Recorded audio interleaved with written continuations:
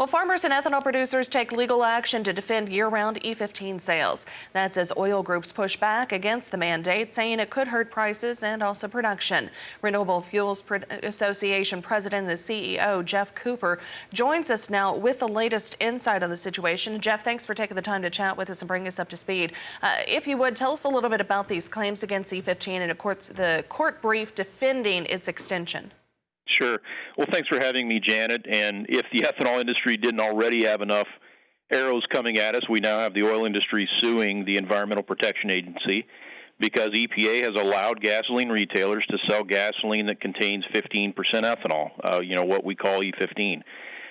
So the oil industry is clearly trying to throw a wrench into the works. They're trying to slow down the expansion of E15 into new markets, and we're just not going to let that happen. So along with the National Corn Growers Association and a few others, we have intervened in this lawsuit on EPA's behalf, and we want to defend EPA's regulation that allows year-round E15.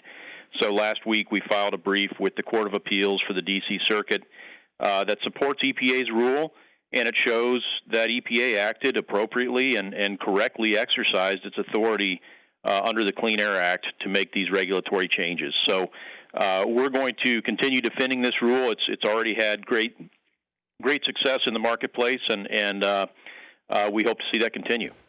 All right. Well, switching gears now, you guys recently urged EPA Administrator Wheeler to address a number of unresolved issues, of course, those being related to the RFS standard. What exactly are you wanting to see there? Well, we have a whole laundry list of things that EPA needs to do on the renewable fuel standard.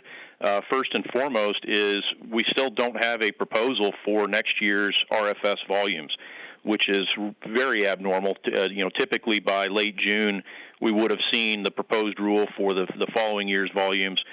We're growing concerned that this proposal and several other EPA actions are being delayed, and EPA is wanting to kick the can on making any of these hard decisions until after the election. And frankly, that's just not acceptable. Our industry and farmers and the entire supply chain needs that certainty and stability that the RFS provides, and so we're looking for EPA to make these decisions sooner than later so we can move forward with our own planning.